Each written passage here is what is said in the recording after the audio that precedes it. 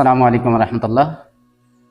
अच्छा यार, कभी आपने ये सोचा है कि एक माँ जो अपने बच्चों से इतनी मोहब्बत करती है, जिसका रिश्ता अल्लाह ने ऐसा बनाया है कि जिस तरह मुखलस होके माँ अपने बच्चों से मोहब्बत करती है, इस तरह दुनिया के अंदर कोई रिश्ता नहीं है जो किसी के साथ इतनी मोहब्बत कर सकता है। जिस तरह की माँ की मोहब्बत है ना, जिस तरह का कलेजा माँ का अल्लाह रब्बुल आलमीन ने बनाया है, इस तरह का किसी का नहीं है।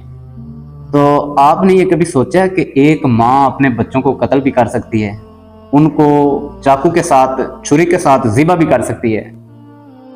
दिल नहीं मान रहा ना, मेरा भी दिल नहीं मान रहा, लेकिन ऐसा हुआ है, ऐसा एक वाक़या हुआ है। लाहौर के अशरा शाह जमाल कॉलोनी का एक वाक़या है कि एक माँ ने अपने 3 बच्चों को कत्ल कर दिया, चाकू के साथ ज़िबा कर दिया, अपनी मर्जी से उनको कत्ल कर दिया। अब दिल नहीं मान रहा, यकीन नहीं हो रहा, क्या कोई माँ भी इस तरह कर सकती है कि अपने ही बच्चों को वो ज़िबा कर दे? देखें ना, अब सोचने वाली बात है कि इसके पीछे कोई ना कोई तो रीजन होगा ना, कोई ना कोई तो वजह होगी जिस वजह से माँ ने इतना बड़ा कदम उठा दिया कि अपने ही बच्चों को, अपने ही लखते जिगरों को उसने चाकू के साथ ज़िबा कर दिया, कत्ल कर दिया उनको। अल्लाह अकबर। यकीनन दिल फट रहा है कि कैसा वाक़या सामने आ गया है। यकीन नहीं हो रहा कि ऐसा भी हो सकता है। एक माँ अपने बच्चों से कितनी मोहब्बत करती है। यकीनन हम जानते हैं माँ की ममता को, माँ की मोहब्बत को, लेकिन फिर भी उस माँ को किस चीज़ ने इस पे आमादा किया, किस चीज़ ने उसको मजबूर किया? उसने अपने एक बच्चे को नहीं, 2 बच्चों को नहीं, बल्कि 3 बच्चों को एक साथ ही कत्ल कर दिया। छुरी के साथ उसके हाथ नहीं कांपे, उसका जिस्म नहीं कांपा। अल्लाह अकबर। आखिर वजह क्या है, रीजन क्या है, क्यों उसने ऐसा किया, क्यों उसने ये कदम उठाया? अब सामने तो यही बातें आ रही हैं कि उन मियाँ बीवी की आपस के अंदर बनती नहीं थी, आपस के अंदर उनका झगड़ा चलता ही रहता था। यानी उनके जो शोहर रमजान हैं, वो सुनने में आ रहा है कि उनसे बड़ी यानी कि बेतलखी बातें करते थे, उन पे तशद्दुद करते थे, मारा पीटा भी करते थे, उनकी इज्जत नहीं किया करते थे, उनसे मोहब्बत नहीं किया करते थे। यानी कि जब भी उनसे वो बात करते थे तो अच्छे अखलाक के साथ बात नहीं करते थे। यही बातें सामने आ रही हैं। अब सुनने में ये भी आ रहा है कि ये जो खतून है रिदा नामी, जो माँ हैं जिन्होंने अपने बच्चों का कत्ल किया है, इनका जंग के एक लड़के शहरयार के साथ ताल्लुक था, दोस्ती थी उसके साथ, फोन पे इनकी बातें भी हुआ करती थी। यानी कि आपस के अंदर इनका प्यार वाला मामला था, मोहब्बत वाला मामला था। तो वो लड़का इसको पैसे भी करवाया करता था। जो ये पुलिस ने जांच पड़ताल की है तो ये भी बातें सामने आई हैं कि वो पैसे वगैरह भी इसको कराया करता था। लेकिन ये जो रिदा नामी खतून है, ये अपने शोहर की बेरुखी से, बेतलखी बातों से तंग आकर ये उस लड़के शहरयार के साथ शादी करना चाहती थी दूसरी, और अपने शोहर रमज़ान से ये तलाक लेना चाहती थी। असल इसकी वजह ये थी, और ये जो इसके बच्चे थे ये दरमियान में रुकावट बन रहे थे। यानी कि ये उसके साथ शादी करना चाहती थी।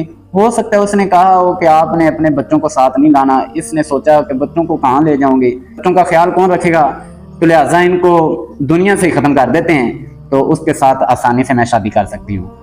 देखे ना, इस खतून ने अब ये बात नहीं सोची कि आगे होगा क्या। क्या ये इतना आसान है कि एक बंदे से आपने तलाक भी ले ली है, फिर जनाब अपने बच्चों को आपने कत्ल कर दिया, दुनिया से उनको मिटा दिया, उनका नामो निशान, और आप दूसरे बंदे से इतनी आसानी के साथ शादी भी कर सकते हैं? इसके अंदर कोई जुर्म नहीं है, शादी कर सकती है खतून। लेकिन ये जो मामला है ये बड़ा ही सोच से बाहर है, समझ नहीं आ रही, हैरानकुन वाक़या है ये। अब इधर सबक मैं ये देना चाहता हूँ आम आवाम को कि अक्सर हमें ऐसे वाक़यात सुनने को मिलते हैं कि शोहर अपनी बीवी के साथ अच्छा सलूक नहीं करता, और कहीं से ये बातें सुनने को मिलती हैं कि जनाब बीवी ठीक नहीं है, औरत जो है ना ये बहुत ख़राब है। देखे ना, जो औरत है ना उसको जब अपने शोहर से प्यार नहीं मिलेगा, मोहब्बत नहीं मिलेगी, इज्जत नहीं मिलेगी, कदर नहीं मिलेगी, उस वक़्त औरत को वो बंदा पसंद आने लग जाएगा जो उसकी कदर करता है, जो उसकी केयर करता है, जो उसकी इज्जत करता है, जो उसको प्यार देता है। ऑटोमेटिकली जो औरत है उसकी तरफ अटैच होना शुरू हो जाएगी। आज इसका सबसे बड़ा मसला यही है कि आज हमारे बच्चों की शादियां हम मजाज की नहीं होती।